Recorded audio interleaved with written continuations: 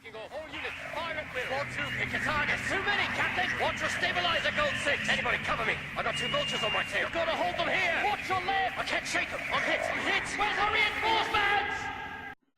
Hey there, everyone. This is Gerald Katarn.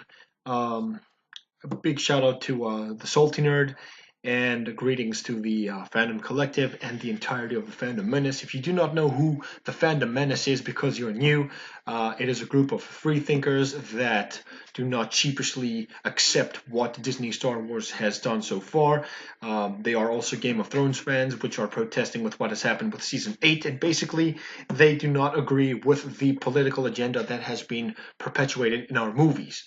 And the people that disagree with us, of course, are obviously saying that the Fandom Menace is lame, but they're part of an echo chamber, and they live in their own little bubble, and they're afraid that if that bubble bursts, they're exposed into a world of truth, and they feel unsafe, and that is the difference between us and them. They need a safe space. So, with that being said, I said a shout out to Salty Nerd. The Salty Nerd, he has some cool leaked images for the Episode 9 movie that we're going to be getting, The Rise of Skywalker. I do think that the title should have been, Episode 7, or I don't know, it doesn't really fit as the last, you know, title for the sequel trilogy. But anyway, let us just go over through these images real quick. But before we do, let's read this tweet. The Knights of Ren, we have never seen them in action, but we will. Lando and Chewie on the Falcon, Rey and Kylo fighting atop the wreckage of the Death Star, and Luke totally not being a Force ghost, wink emoji. So I agree with that, Salty Nerd, because, from what we see, okay?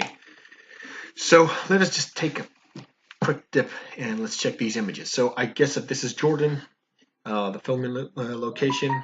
The planet must be Jakku. I think it is Jakku from what we've seen on the trailer, so I think that there's going to be a lot of action.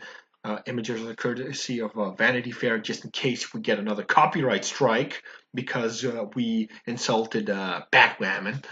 If you check my previous video, you'll find out what I'm talking about. As soon as I uploaded the video, I got a strike. So, not a strike, a claim. Sorry, if it was a strike, I would be worried. So we see the Knights of Ren. They are totally badass, a wasted opportunity that should have been implemented in Episode 8, but Rian Johnson happened. So we're finally going to be getting to see what they are about. And this is J.J. Abrams' vision, and I have more faith in him. And if Episode 8 hadn't happened, it wouldn't have ruined The Force Awakens that much, okay?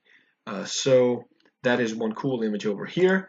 And, of course, another image that brings warm feeling to my heart. It's because Lando and Chewie are in the Millennium Falcon. Whee! I can see some people losing their shit over this because when Mark Hamill posted the missed opportunities picture where they were all together, SJWs attacked Mark Hamill because it's not your trilogy anymore. It's not your story.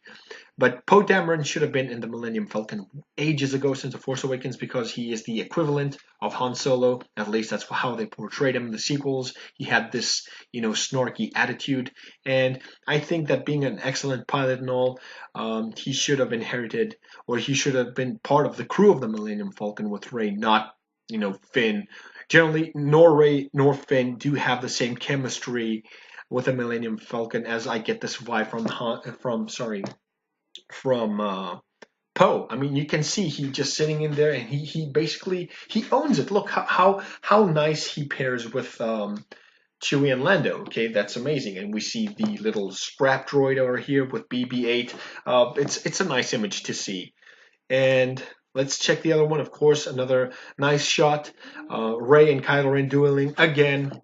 And I really do hope that these two opponents, these two adversaries do get closure. And no, I do not mean Reylo, because like I've said in the previous video, Reylo is a very harmful relationship, role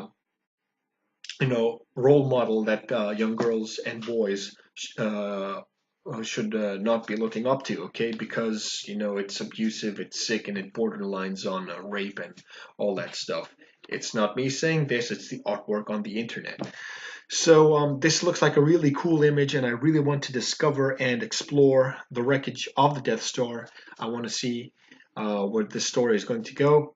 And last but not least, the one that puts a smile on my face and that gives me hope. Now, I do not want to hype you just like, the Snoke theories did for episode 8, and I do not want to build up expectations so that they come crumbling down.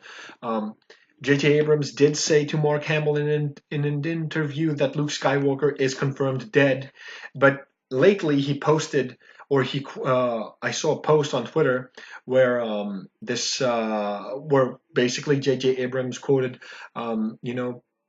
he says that fuck it, I'm going to do what I feel that is right. I'm going to do what is the right thing to do, and the right thing to do is of course to resurrect Luke Skywalker. We see him with R2D2 and the background set aflame, so we can see that this is going to be a very emotional and important scene with a big payoff. Hopefully that payoff will be Luke Skywalker in his physical form, not a Force ghost. And I have 3 theories to support that. In the original trilogy, Force ghosts do 2 things. One, they either guide their apprentice, with their voice echoing through the Force, and only the apprentice can hear it, like Obi-Wan did to Luke.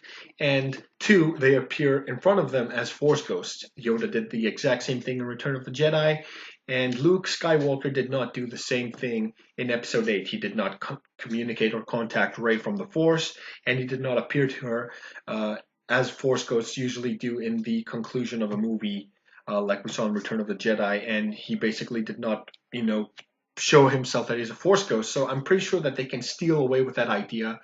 And the third thing that that is in my theory is that, of course, Luke Skywalker's mechanical hand not being part of his physical body transcended with him in the Force, or at least transcended with him because he teleported. Because if you pay attention, I think that when his clothes basically just fell on that rock, when his body shifted into the Force, not only did his hand didn't remain as a physical part in his reality, in the realm of reality, but I believe that it was only the outer cloak of Luke that remained. So that's that.